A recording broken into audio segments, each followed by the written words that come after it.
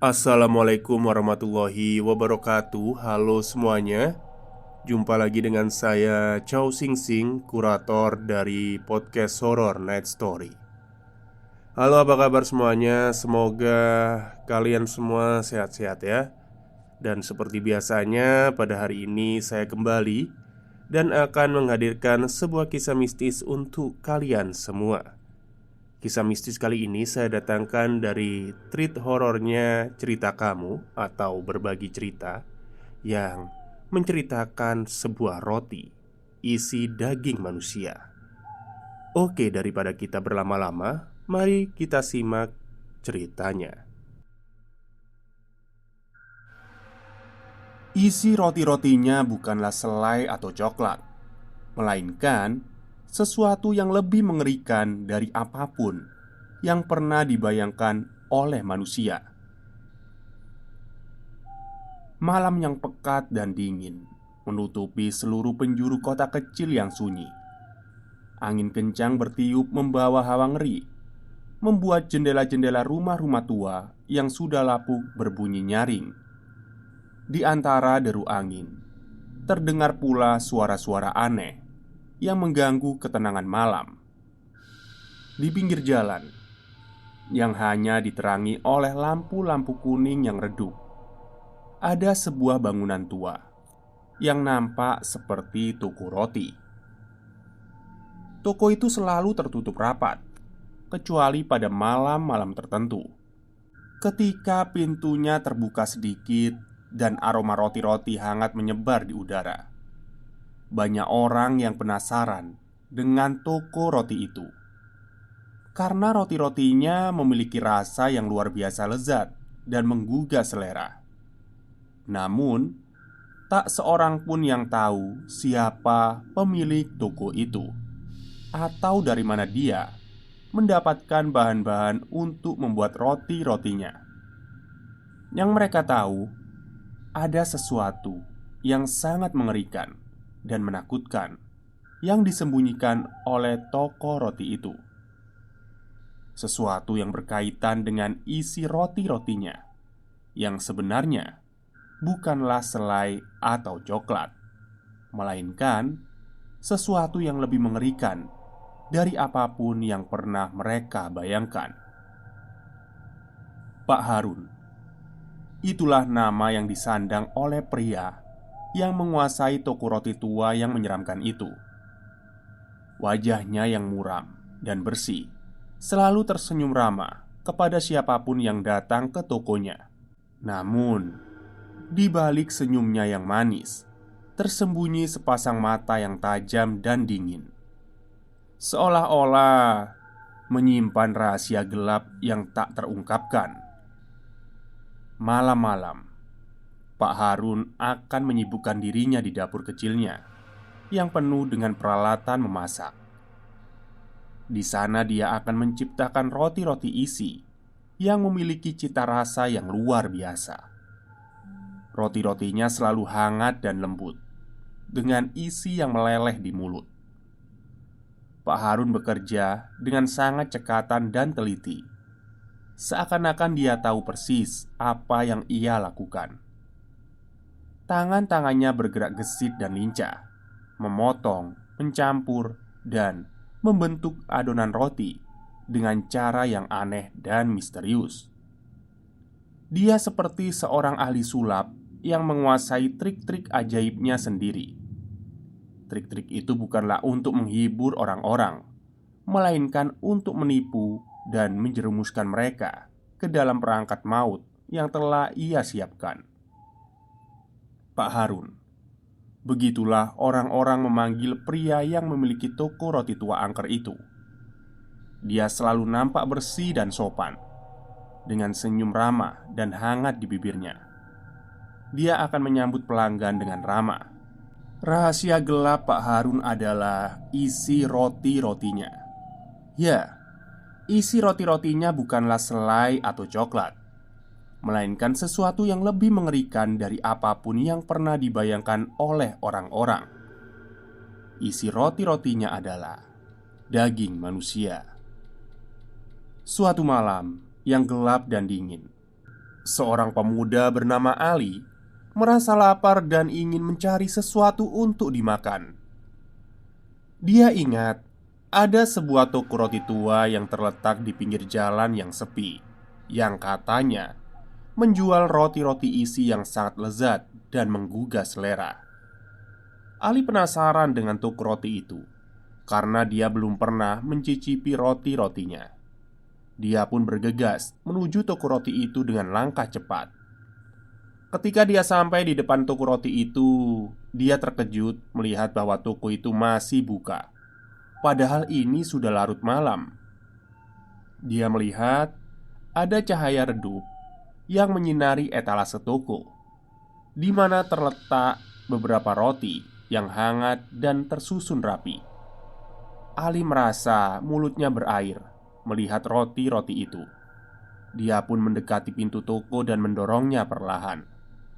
Pintu kayu toko itu berderit keras ketika Ali membukanya.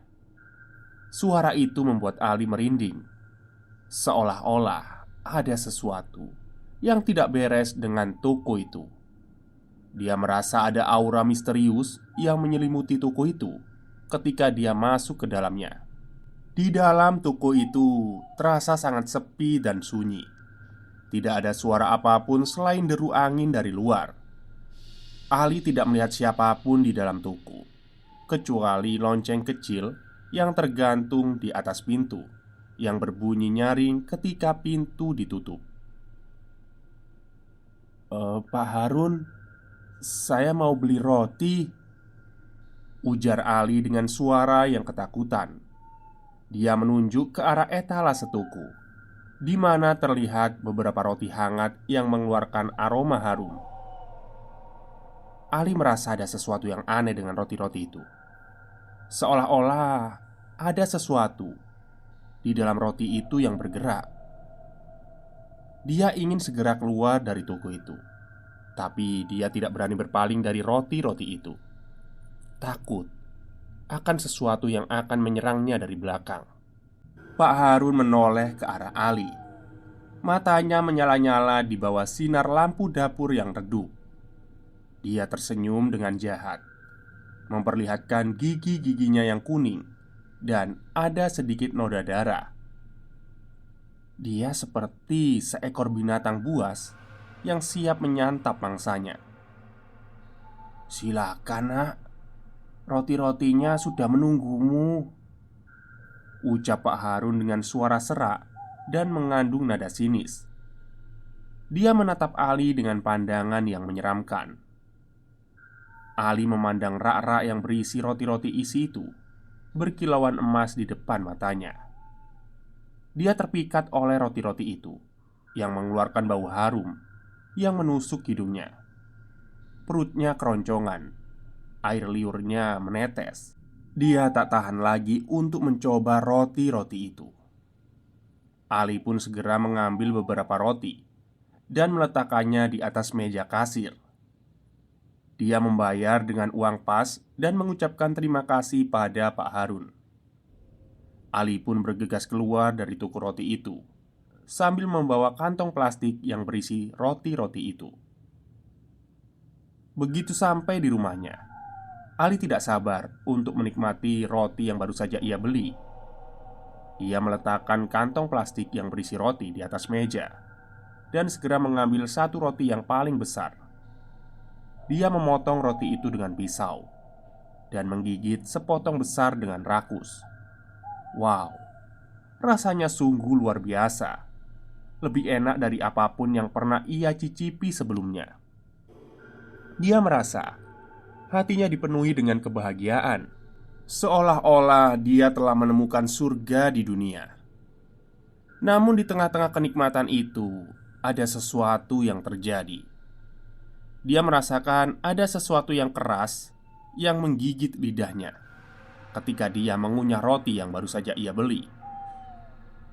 Ali pun menjerit. Darah segar mengalir dari mulutnya. Ali panik dan segera memuntahkan apa yang ada di mulutnya. Dia menatap dengan ngeri ke arah piringnya, melihat sepotong jari manusia yang berdarah dan seperti sedikit bergerak. Ali yang melihat itu mual dan takut. Dia berlari ke arah kantong plastik yang berisi roti-roti lain. Dia berharap roti-roti itu tidak mengandung potongan jari manusia seperti yang ia makan tadi. Namun harapannya sirna ketika dia membuka roti-roti itu persatu.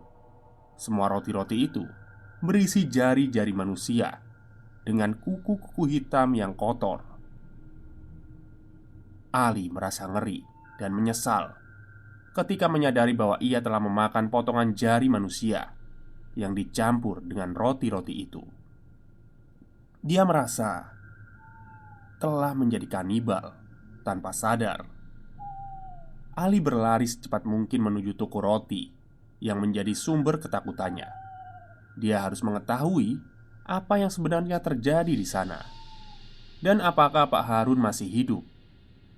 Namun, ketika dia sampai di depan toko, dia merasa ngeri melihat keadaannya.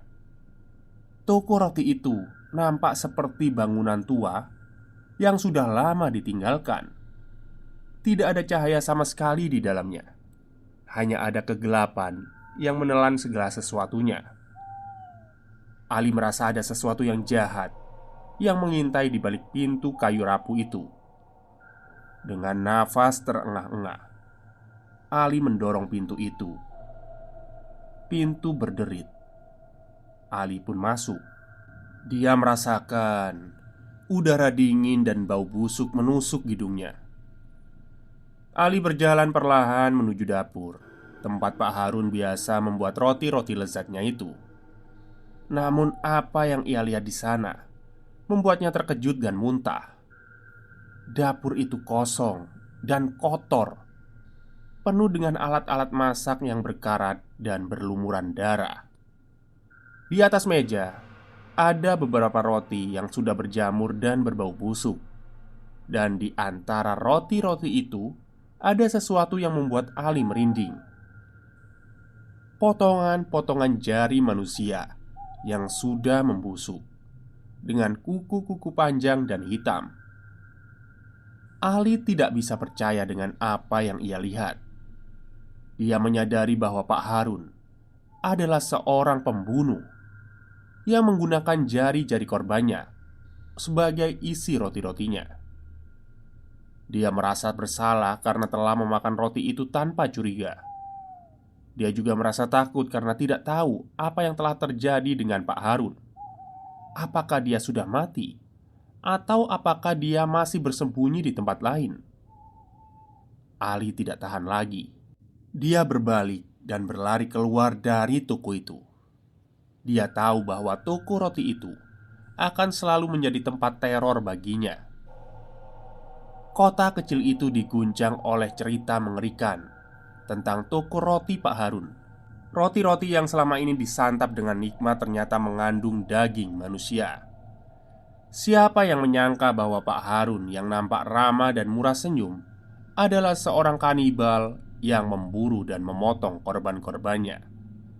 Orang-orang menjadi penasaran dan ketakutan dengan nasib Pak Harun. Apa dia sudah ditangkap polisi? Atau dia sudah dibunuh oleh orang-orang yang marah? Atau apakah dia masih berkeliaran di suatu tempat mencari mangsa baru? Tidak ada yang tahu jawabannya. Toko Pak Harun pun menjadi tempat yang angker dan tak pernah disentuh lagi oleh warga. Toko itu seakan-akan menjadi monumen kekejaman dan kegilaan. Di dalamnya masih terdapat jejak-jejak darah dan potongan-potongan tubuh yang tidak terurus. Bau busuk dan hawa dingin menyelimuti toko itu, membuat siapapun yang lewat akan merinding. Toko itu menjadi tempat yang ditakuti dan dihindari oleh orang-orang. Angin kencang menerpa kota kecil itu, membawa debu dan daun-daun kering di depan toko roti yang sudah lama kosong itu. Ada sebuah papan kayu tua yang menutupi jendela. Papan itu terlepas oleh hembusan angin dan jatuh di tanah. Di balik papan itu ada sesuatu yang membuat orang-orang yang berhenti atau lewat menatap dengan takjub dan ngeri.